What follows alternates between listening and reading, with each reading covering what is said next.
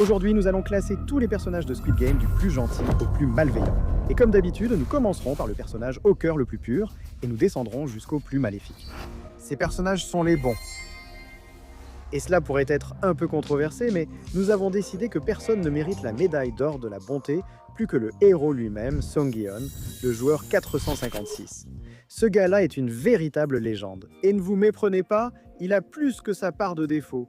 Il a clairement un problème de jeu, ce qui l'a conduit à s'endetter au départ et finalement à se retrouver dans le Squid Game. Cela a également entraîné des difficultés à rester proche de sa fille, qui vit maintenant aux États-Unis avec son beau-père et l'ex-femme de Jian. Mais malgré tous ces fardeaux, il a toujours été un homme bon qui montrait de la compassion et de l'attention envers les autres. Qu'il s'agisse de quelque chose d'aussi simple que de nourrir un chat errant ou de quelque chose d'aussi important que de veiller sur le petit frère de son coéquipier décédé, il était altruiste jusqu'au bout. Ce qui fait de lui notre personnage le plus vertueux, c'est que malgré tout ce qu'il a traversé dans le Squid Game, il est quand même retourné pour retrouver les cerveaux derrière tout ça et mettre fin à tout cela une bonne fois pour toutes. Peu importe l'image que cela donnait de lui ou le danger que cela représentait, il s'est consacré à protéger ses camarades de jeu autant que possible, allant même jusqu'à retourner sauver un joueur mourant lors du premier jeu alors qu'il ne restait que 30 secondes au chrono. Proche de la médaille d'or de la bonté, Ali, le joueur 199 de la première saison, obtient l'argent.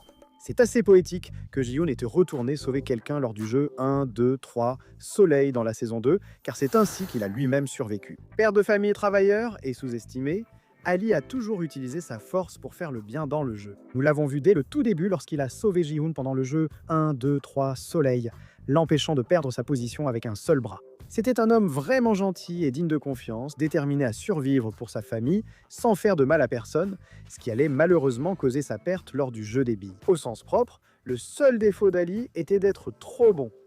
Tout ce qu'il voulait, c'était ce qu'il y avait de mieux pour ses amis et sa famille. Eh bien, cela est que son patron le paie réellement pour son travail. Je veux dire, oui, je suppose qu'il a un peu joué un rôle dans le fait que la main de son patron soit écrasée. Mais tant que cette main ne commence pas à signer des chèques de paie, il devra considérer cela comme une leçon apprise. La médaille de bronze du bien revient à un nouveau participant, Ah Yoon-joo, joueur 120. C'est une femme transgenre gentille qui, tout comme Ali, utilise sa force pour aider les autres du mieux qu'elle peut. Lors de 1, 2, 3, Soleil, elle aide Ji-hoon à sauver le joueur 444, prouvant qu'elle est prête à risquer sa vie pour autrui. Étant une ancienne membre de l'armée, elle est également capable d'apporter une grande aide lors de la révolte dans l'épisode 7, protégeant ses alliés et éliminant de nombreux gardes qui avaient bien l'intention de les tuer. Son personnage est génial mais pas parfait. Après le pentathlon, elle vote pour poursuivre les jeux, bien qu'elle sache que Jung-il était terrifié car elle s'était rapprochée pendant ce jeu. Mais parlons de Juno. Vous vous souviendrez de lui comme le policier infiltré au jeu du calmar pour retrouver son frère. De la même manière que Ji-hoon, il a vécu la majorité de la terreur des jeux du calmar en personne. Et on peut fortement soutenir que la police n'aurait jamais entendu parler des jeux du calmar sans lui. Même s'il ne le croyait pas vraiment, maintenant, pour être totalement honnête, j'avais un peu l'impression qu'il était mort dans la première saison. Alors quand il est apparu dès le premier épisode de la saison 2, ayant été sauvé par le très fiable et pas du tout traître Capitaine Park, ce fut une agréable surprise. Dès lors, il demande l'aide de tous les alliés possibles pour trouver l'île du jeu et sauver Ji-hoon et les autres présents. Il est indéniable que Juno est un homme héroïque, mais nous devons lui retirer quelques points du fait qu'il ne révèle pas l'identité du frontman comme étant Ino. Ses sentiments contradictoires sont tout à fait compréhensibles. C'est vrai, mais ce type t'a quand même tiré dessus, mec. Ce n'est pas assez pour remettre en cause son caractère, mais suffisamment pour le maintenir de justesse hors des 3 premiers. Kim Young-mi, joueuse 095, l'une des plus innocentes de la saison 2, arrive ensuite. On en sait finalement peu sur son passé, contrairement à d'autres nouveaux. Tout ce que nous savons, c'est que c'est une fille douce et timide qui a sans doute la réaction la plus raisonnable et réaliste face à tous ces jeux. Une terreur à l'état pur. Elle n'a pas vraiment beaucoup de personnalité à part être timide et gentille, mais c'était vraiment un amour et elle faisait partie de celles pour qui on espérait qu'elle atteindrait la saison 3. Mais oui, rappelez-nous de ne plus faire ça. Ensuite, il y a Kim Jun-hee, joueuse 222. On ne peut que plaindre cette fille, enceinte, abandonnée 6 mois par le père de son bébé, elle se retrouve dans une arène de jeux d'enfants mortels pour rembourser ses dettes. C'est déjà très dur, mais elle a un secret encore plus sombre à cacher. Elle est sortie avec un youtubeur crypto qui a involontairement escroqué son public, ce qui a fait de lui la cible de harcèlement et même de menaces de mort. Rompre les liens avec lui était compréhensible, Mais il faut saluer qu'elle ait continué à veiller sur lui, allant même jusqu'à le prévenir de se cacher avant l'attaque de minuit dans l'épisode 7. Un petit mot sur Kyung-suk, joueur 246. Ce gars a l'une des raisons les plus admirables de participer au Squid Game, car il doit financer un traitement coûteux pour sa fille atteinte d'un cancer. En plus d'être un père prêt à risquer sa vie pour sa fille, il traite aussi les autres concurrents avec respect et gentillesse. Pendant le jeu Mingle, c'est grâce à lui que Young-ju et Young-mi ont survécu. Eh bien, l'un d'eux a survécu. Si nous avions encore foi en l'humanité de ses gardes, elle s'est brisée lorsqu'ils ont tiré sur cet homme qui suppliait pour sa vie en raison de l'état de sa fille. Et puisqu'on parle de mort dévastatrice, parlons de Ji-young, la joueuse 240 de la saison 1. Elle semblait un peu distante au début, n'hésitant pas à se moquer ouvertement des autres joueurs qu'elle n'approuve pas, comme le pasteur. Cela dit, compte tenu de son passé, ce cynisme est tout à fait compréhensible. Elle a vu son père, lui-même pasteur, tuer sa mère et supplier Dieu de lui pardonner, ce qui a tellement mis Ji-young en colère qu'elle lui a ôté la vie sur le champ. Sans autre endroit où aller après sa sortie de prison, elle a rejoint les jeux. Après tout, pourquoi pas. Au final, elle a été la première personne à vraiment pousser Sebyuk à parler de son traumatisme et elle est restée fidèle à sa promesse de faire en sorte qu'elle gagne quoi qu'il arrive. Cela signifiait perdre volontairement au jeu des billes et sacrifier sa vie pour qu'elle survive. Parlons aussi de la mère de Jian dans la première saison, raison pour laquelle il a rejoint le jeu du calmar. Ayant refusé de payer son traitement contre le diabète, car elle peinait déjà à financer l'appartement pour elle et Jian. Jian a pris les choses en main et est allé gagner l'argent du prix. Mais cela s'est malheureusement avéré inutile, car sa mère est morte pendant la semaine de juin au jeu du calmar. Malgré son attitude froide et autoritaire, il était évident qu'elle aimait son fils, l'encourageant à assumer ses responsabilités et à garder sa fille en Corée pour préserver leur relation. Ensuite, c'est Wemja, joueur 149. Cette dame a rejoint les jeux pour rembourser les dettes de son fils adulte, ce qui montre que, s'il y a bien une chose, c'est qu'elle est trop bonne mère. Bien qu'effrayée, elle a prouvé être l'une des personnes les plus décentes des jeux, devenant une figure maternelle pour Juni et Yeonju, acceptant peu à peu l'identité de cette dernière, ayant été pour Juni l'une des rares sources de soutien et de réconfort durant l'une des périodes les plus difficiles de toute sa vie. Le pire qu'on puisse lui reprocher, c'est son manque de tact, mais au fond, c'est juste une femme très attentionnée sans réel filtre. La prochaine place est attribuée à Jungbei, joueur 390. Vous vous souvenez peut-être de lui comme l'ami de Ji-yoon dans les premiers épisodes de la première saison. Mais comme nous, vous aviez probablement oublié son existence. Mais ne vous inquiétez pas, car il va vous le rappeler en étant l'un des MVP de cette saison. Toujours là pour ses amis quand ils ont besoin de parler, ou même pour aider à prendre d'assaut le quartier général des jeux du calmar dans son ensemble. Le genre d'ami qui te force à manger si tu ne le fais pas bien. C'est ce qui a rendu sa disparition finale encore plus dévastatrice. Bien sûr, on a découvert que c'est ce gars-là qui a initié Ji-hoon au Parisipic au départ, mais honnêtement, il s'est largement racheté à la fin. Pour compléter notre section des bons, il y a Samai, le joueur 380. C'est une fille relativement normale qui s'allie avec les personnes qu'elle pense lui donneront la meilleure chance de gagner, que ce soit grâce à leur fiabilité ou à leur malléabilité. Elle rejoint Thanos et l'ami de Thanos. Allez, comme si tu te souciais de son nom, parce qu'ils étaient stupides et donc plus faciles à gérer. Ce qui montre qu'elle a un côté un peu manipulateur, mais elle est aussi étonnamment gentille. Elle a été la première à se lier d'amitié avec Min-soo et à veiller sur lui tout au long des jeux, agissant comme un soutien constant pour lui, malgré sa lâcheté totale. Sérieusement, ce gars est un vrai trouillard, et elle l'empêche d'être corrompu par les autres. Elle voulait juste quelqu'un de fiable pour s'entraider, mais elle n'a pas choisi la bonne personne. Et franchement, Squid Game a vraiment l'art de présenter les personnes les plus cool et terre-à-terre, de leur donner 5 minutes pour briller, puis de les faire tuer injustement. Cela dit, nous entrons désormais dans un territoire moralement plus neutre. Ce sont les personnages avec plus de sang et de saleté sur les mains. C'est la zone grise. Le premier joueur de cette catégorie n'a pas besoin d'être présenté. Kim Se-byuk, joueuse 067, est l'un des personnages les plus emblématiques de toute la série. Et pour de bonnes raisons. Transfuge nord-coréenne, elle a grandi dans un territoire marqué par la guerre, la violence et la peur. Lorsqu'elle a réussi à s'enfuir avec son petit frère, elle s'est consacrée à gagner assez d'argent pour récupérer la garde de son frère et faire venir sa mère au sud. Bien qu'elle ait l'une des raisons les plus légitimes de participer au jeu, elle reste l'une des joueuses les plus impitoyables, comme dans sa vie avant le jeu. Elle est prête à menacer les gens avec des couteaux ou du café brûlant. Selon ce qui est le plus pratique, Elle a un long casier judiciaire avec Yuxu qui doit sûrement inclure des choses horribles et elle n'hésite pas à voler de l'argent quand c'est nécessaire. Comme vu avec Ji-Yoon, cela peut nuire à d'autres dans des situations financières difficiles. Mais elle n'agit jamais par méchanceté. Elle veut sincèrement juste survivre et offrir une vie meilleure à sa famille après avoir vécu toute sa vie dans la guerre et la pauvreté. C'est aussi elle qui a aidé Jeon à se souvenir du bon ordre pour sauter sur les tuiles et les dalles de verre, et celle qui l'a empêché de assassiner carrément Seong-woo ensuite. Ensuite vient Park Young-sok, joueur numéro 7. Ce gars-là est le fils de la véritable légende connue sous le nom de 149, qui a mis sa famille dans de graves problèmes financiers à cause de ses problèmes de jeu, au point de finir dans le Squid Game. Non seulement les pertes financières étaient suffisamment graves pour qu'il s'y retrouve impliqué, mais elles étaient aussi assez graves pour pousser sa mère âgée à participer également. Ce gars est sûrement l'adulte apparemment mature le plus irresponsable de la saison, il mérite donc la médaille du centre Darwin. Il a tout de même de bonnes qualités, comme rester auprès de sa mère quoi qu'il arrive en compétition, même s'il en a été séparé contre son gré lors d'un tour du jeu du mélange. Je dirais qu'il aurait dû se battre plus fort pour éviter ça, même s'il a ensuite fait en sorte de la garder à ses côtés, et de s'assurer qu'ils restent ensemble par la suite. Il a aussi insisté pour qu'elle marche derrière lui lors de feu rouge, feu vert, mais il perd des points pour avoir voté la poursuite des jeux, mettant ainsi sa mère en danger. Sa dette étant plus grave qu'il ne le montrait, on lui accorde un peu de marge, mais franchement, pas beaucoup. Pour notre prochain jeu, nous avons la compétition ultime des maladroits, dans laquelle vos adversaires seront Min-Soo, joueur 125.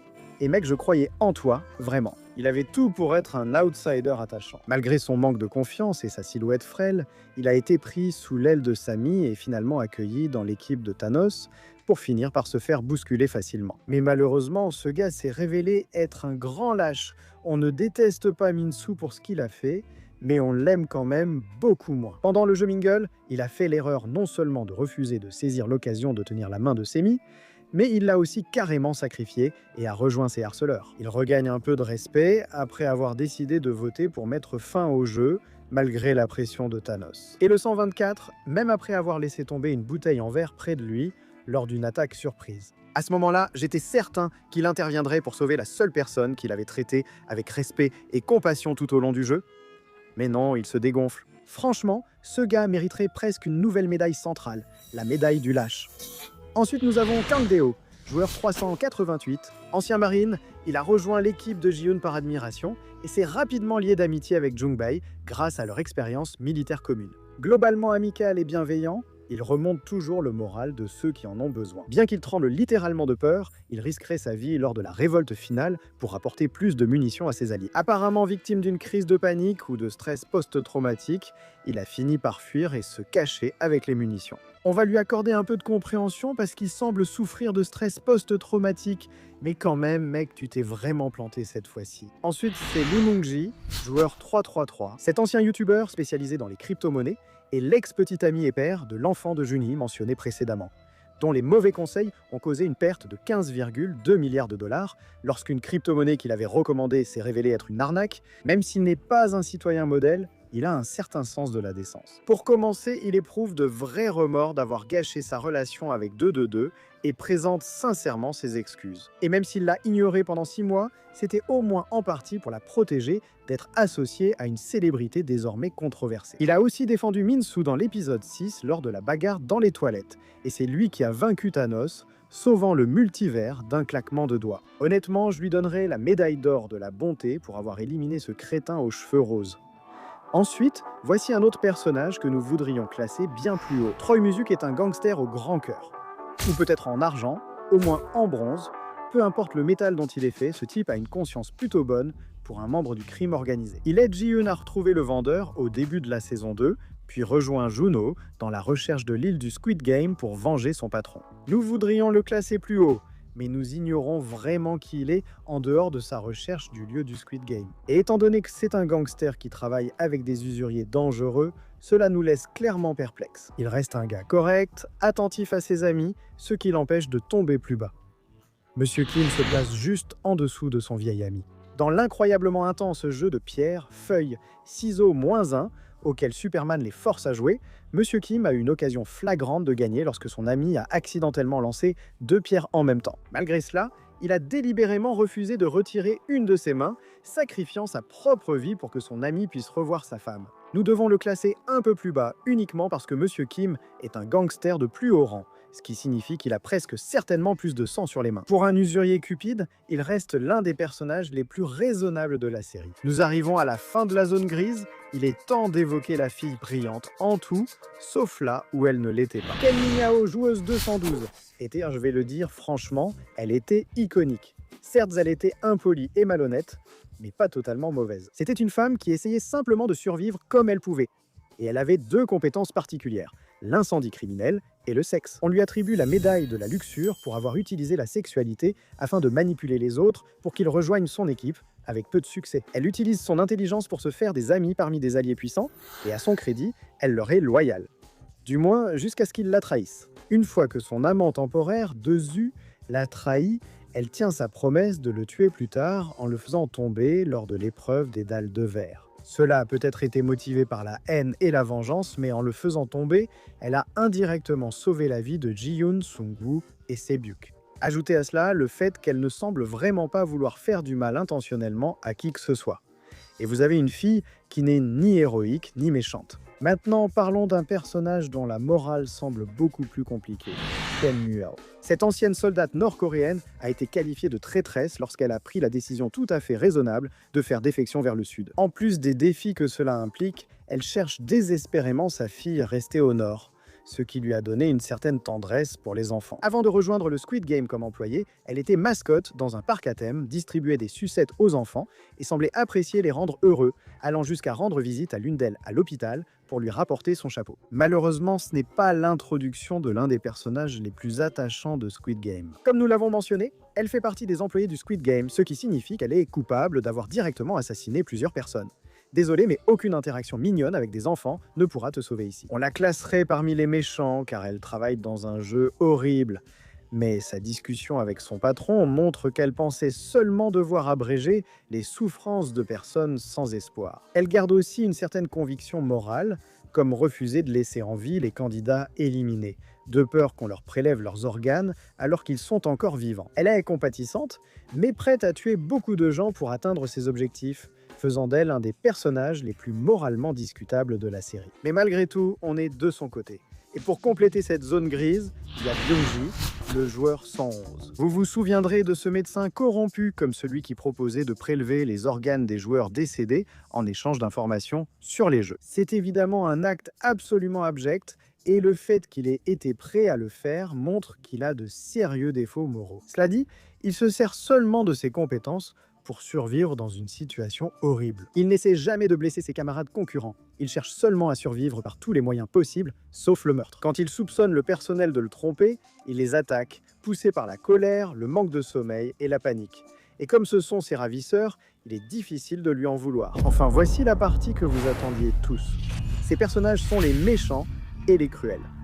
Et j'ai l'impression qu'en plaçant Sung-woo joueur 218, comme notre méchant le moins mauvais, certains d'entre vous vont être énervés. C'est un personnage très complexe, même s'il est sans doute le principal antagoniste de la première saison. Ami d'enfance de Ji-yoon, il était un brillant diplômé de l'Université nationale de Séoul. Il avait tout pour lui dans la vie, jusqu'à ce qu'il gâche tout en détournant des fonds et en ruinant son image, ce qui l'a poussé à entrer dans le jeu afin de protéger sa mère des conséquences de ses mauvaises décisions. Mais dans sa détermination à réparer ses erreurs, Sung-woo ne faisait qu'en ajouter ironiquement à la liste. Bien qu'il soit une personne compatissante par nature, comme lorsqu'il a donné de l'argent à Ali pour le bus et qu'il a pris des nouvelles du joueur 271 après que Deoksu l'a tué, sa nature impitoyable a déformé qui il était réellement en tant que personne. Lors du jeu des billes, il a trompé Ali pour gagner, en lui faisant porter un sac de cailloux au lieu de billes, causant ainsi sa mort. Il s'est ensuite attaqué aux fabricants de verre, alors qu'il était la seule raison de leur succès en 5e manche. Pire encore, il a tué Se-byuk alors qu'elle se vidait déjà de son sang, juste pour faciliter la dernière manche. Mais compte tenu de son désespoir de survivre, nous devons considérer la plupart de ses actions comme des mots nécessaires, plutôt que comme des choses qu'il ferait naturellement. Sauf avec Se-byuk, Seong-gu n'a été violent que lorsqu'il jugeait cela indispensable. Sans cette scène, honnêtement, on l'aurait mis dans la zone grise. Mais alors que presque tout le reste de ses actes venait du désespoir, Tuer une fille déjà mourante reste l'un des actes les plus bas commis. Mais parlons de la chamane autoproclamée de la mer, Sion Yeo, joueuse 044. Tu te souviens de Hen Minyao? Eh bien, on a demandé si elle pouvait revenir pour la saison 2, mais tout ce que Netflix a dit, c'est « on l'a à la maison ». Et ce personnage est apparu. Elle semble être une sorte de voyante étrange, sentant instantanément que Ji-Yoon était au Squid Game à cause d'esprits vengeurs, ce qui est en quelque sorte vrai. Il faut le lui reconnaître. Cependant, elle menace souvent les gens et se pense clairement supérieure à tous. Elle ne quitte presque jamais son lit surélevé et a prié pour la mort de tous ses anciens alliés après leur trahison. Elle n'est pas clairement malveillante, mais si c'est une chamane, elle vient de tenter un quadruple homicide, ce qui la place bas dans ce classement. Ensuite, il y a le capitaine Park et on t'a fait confiance, mec. Certes, à en croire tout Internet, on était naïf de le faire. Mais on l'a quand même fait, bon sang. Il avait l'air d'être un type bien au début, étant celui qui a sauvé Juno de la noyade et qui l'a aidé à trouver l'île où se déroulait le Squid Game. De plus, il ne demande pas de remboursement, il veut juste que son nouvel ami revienne pêcher le calmar. C'est agréable de voir un personnage aussi altruiste dans une série morbide. Puis est arrivé l'épisode 7, où il a été surpris en train de manipuler les drones et a fini par tuer un homme qu'il avait vu. C'est sûrement un agent double allié au front Man, cherchant sans doute à empêcher Juno et les autres de l'approcher. Il lui a tout de même sauvé la vie, c'est déjà ça. C'est un personnage secondaire, mais parlons vite du joueur 278. Au début, il semblait n'être guère plus qu'un larbin de Deuk-Soo. Mais en réalité, il était un larbin de Deuk-Soo, qui avait aussi un sérieux complexe d'infériorité. Quand la nature du jeu de billes a été dévoilée, le 278 s'est aussitôt retourné contre Deuk-Soo et a émis l'idée de le faire tuer. Cela a duré jusqu'à ce qu'il perde finalement et s'enfuit. Et je serai le premier à l'admettre, je soutenais en fait Deuk-Soo pendant ce jeu. D'accord, il est enfin temps de parler de Thanos, le joueur 230. Thanos est un rappeur internet populaire, visiblement choqué quand quelqu'un ignore qui il est, ce qui lui vaut la médaille de l'ego surdimensionné. La seule fois où il est gentil avec les gens, c'est quand ils lui sont soumis, comme lorsqu'il promet de prendre des photos avec ses fans une fois qu'ils seront sortis du jeu. Thanos n'est pas un génie du mal ou quoi que ce soit, mais c'est un impulsif accro avec très peu de morale, ce qui le rend quand même assez dangereux. Il a tué plusieurs personnes devant lui pendant le jeu 1, 2, 3, Soleil, ce qui, littéralement, ne servait qu'à rendre le jeu plus difficile pour lui-même. Pour cela, il mérite à la fois la médaille Darwin et quelques points de plus sur l'échelle des psychopathes. Il était aussi l'un des plus virulents à vouloir que les jeux continuent pour pouvoir gagner le plus d'argent possible, et il était toujours prêt à se battre avec quiconque s'opposait à lui, prêt à sacrifier tous ceux dont il ne pouvait pas se servir. Il remplit parfaitement ce rôle de personnage qu'on adore détester cette saison, et c'était agréable de le voir se prendre une fourchette dans la jugulaire. Aussi mauvais soit-il, son subalterne, le joueur 124, est en fait pire. Il s'est lié d'amitié avec Thanos car ils ont tous deux perdu de l'argent à cause de l'arnaque accidentelle de 333. À l'image de Thanos, il prolonge les jeux pour maximiser ses gains et ce qui lui vaut la médaille de la cupidité. Sérieusement, à un moment donné, il a dit quelque chose comme « Il y a encore trop de gens en vie ». Il était assez direct sur le fait d'être un sociopathe absolument dépravé. Il est aussi encore plus agressif que Thanos. Au moins, il était plutôt gentil avec Min-Soo au début. Cet homme traitait les autres comme des moins que rien jusqu'à ce qu'il y trouve un intérêt, et c'est lui qui a tué Sami. C'était un sociopathe inquiétant. Maintenant, je ne sais pas qui était le candidat le moins apprécié de tout le monde cette saison, mais ni Thanos ni 1-2-4 ne m'ont convaincu. Ce déshonneur revient au joueur 100. Comme 1-2-4, il exprime très clairement son désir de prolonger les jeux aussi longtemps que possible et de s'assurer que beaucoup de gens meurent pour augmenter la cagnotte. La différence, c'est que c'est vraiment sa seule caractéristique. Chaque fois que cet homme apparaît à l'écran, il trouve un moyen de se plaindre en disant « Bof, il faut continuer pour que je puisse tuer des gens et gagner de l'argent grâce à ça ». Il n'y a pas grand-chose à dire sur lui, à part le fait que c'est un salaud sans aucune compassion pour les autres. Et malgré ça, il ne figure même pas parmi nos 5 pires. Commençons ce classement des 5 pires avec l'homme en costume, que vous connaissez sûrement comme celui ayant recruté Ji-Yoon et les autres pour le jeu du calmar. Il revient dans la saison 2 où l'on découvre davantage son passé, son présent et son absence d'avenir. Ce type n'est pas seulement un complice psychopathe de meurtre, c'est un sadique pervers qui manipule des personnes pauvres et vulnérables avec des jeux tordus pour leur faire croire que leur seule issue est de participer à une compétition mortelle. Il ne fait pas ça seulement pour le travail, il torture parfois des gens juste pour s'amuser, comme lorsqu'il a forcé ses 2 amis à jouer à pierre, feuille, ciseaux en roulette russe, savourant leur terreur. Plus tard dans l'épisode, on découvre que ce type travaillait lui-même pour les jeux. et qu'à un moment donné, il est tombé sur son propre père qui l'a abattu sans hésiter. Attention, il n'a pas repensé à cela avec la moindre gravité ou le moindre remords. Il l'a évoqué avec fierté. Mais parlons du candidat le plus infâme de la première saison, Ilnam, le joueur 001. Observons une minute de silence pour ceux qui ont aimé ce vieux monsieur, ont pleuré à sa mort, avant d'apprendre qu'il était le fondateur des jeux du calmar. Ilnam était un usurier dont les clients, devenus très riches, ont fini par s'ennuyer. Il en a donc raisonnablement conclu: et si on mettait des pauvres dans un gymnase pour les forcer à jouer à des jeux d'enfants sous menace de mort? Je crois que ce type avait déjà un problème avant la tumeur au cerveau, mais il semblait très conscient de ses actes. Et quand il a finalement commencé à se lasser de regarder les jeux en tant que VIP, il a vu que sa fin approchait et a décidé de se joindre à la partie pendant un moment. Il leur a donné la possibilité de se retirer en votant l'arrêt des jeux après 1, 2, 3, soleil. De plus, sa tumeur au cerveau était un véritable fardeau qu'il devait porter.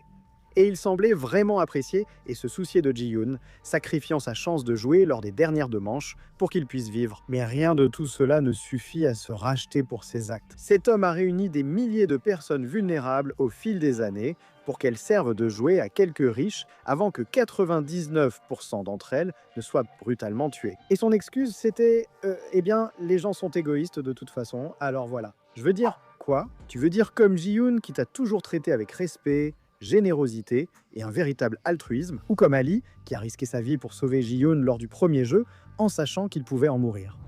Cela dit, nous décernons la médaille de bronze du mal à deux yeux, le joueur 101. Et mec, par où commencer avec ce type? Il y a tellement d'aspects différents à son personnage, et ils sont tous horribles. C'est un meurtrier de masse, un mafieux, un terroriste, un resquilleur et un sadique pur et simple. Ce gars a pleinement compris le danger du jeu et a révélé sa vraie nature en voyant ce qui arrivait aux victimes. Il a battu 2 sets, un à mort pour avoir essayé de prendre la nourriture dont dessus avait pris plus que ce qui lui était permis. Et il a souri quand il a été déclaré mort. Sans parler du fait qu'il a ri du suicide de 69.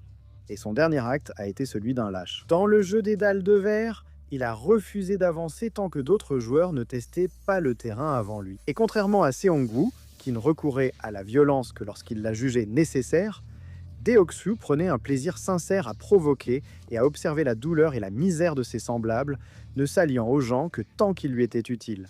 Mais notre médaille d'argent du mal revient au frontman. Le placer aussi bas semble à la fois parfaitement logique et injuste en même temps, car le frontman a besoin d'être beaucoup plus développé avant que nous puissions déterminer s'il est purement maléfique ou simplement brisé et maléfique. Écoutez, peu importe son passé, le fait est que c'est lui qui dirige les jeux du calmar et qui s'occupe des VIP. En plus d'avoir tué d'innombrables personnes sans remords et de justifier cela par des raisonnements absurdes, il a aussi tiré sur son frère, qui avait passé des jours sous couverture à essayer de le retrouver. Tout cela vient de quelqu'un qui a vécu les jeux de première main, donc il savait parfaitement quelles horreurs s'y déroulaient, et il s'est dit « Tiens, peut-être que je ne devrais pas contribuer à ce que ça continue ». Dans la saison 2, il empire sa situation en devenant joueur numéro 1 et en travaillant avec Ji-Yoon. Il manipule en évoquant sa femme et son enfant décédé, fait des crises quand il perd, a tenté de persuader les autres d'abandonner après le deuxième jeu, tout pour prouver que Ji-Yoon ne pouvait pas sauver les candidats d'eux-mêmes. Le pire, c'est que, d'une certaine manière, le chef de jeu avait absolument raison.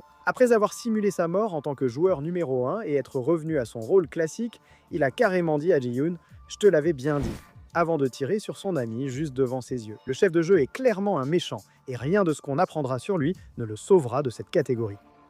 Mais il est possible que la mort de sa femme ait fait vriller quelque chose dans sa tête. Il est aussi suggéré qu'il a intégré le jeu pour financer les soins médicaux de sa femme, ce qui lui accorderait une certaine humanité si c'est avéré. Mais par élimination, vous savez où cela mène. Les VIP sont vraiment les êtres humains les plus dépravés qu'on puisse imaginer. Dès le départ, on leur remettra la médaille de la gourmandise pour leur soif de plaisir, qui semble être la seule chose qui les motive. Ils passent leur journée à parier de l'argent sur les participants au jeu, misant sur eux comme des parieurs misent sur des chevaux, sans accorder la moindre valeur à leur humanité. L'un d'eux s'est énervé contre le joueur 69 qui s'est pendu, non pas par tristesse, mais parce qu'il avait beaucoup misé sur lui. De plus, rien n'est jamais assez pour ces gens-là. Ce sont comme de grands bébés qui pleurent pour des biberons remplis de sang. Que ce soit regarder des gens être rassemblés comme du bétail et tués, traiter leurs subordonnés comme de la merde, harceler sexuellement leur personnel, etc. Ces types sont tous des créatures dépravées qu'on hésiterait franchement à qualifier d'humains. Ils sont si détachés de l'humanité qu'ils ont perdu toute compassion et décence, méritant sans doute la médaille d'or du mal la plus facile jamais décernée. Pas qu'il ait besoin de plus d'or,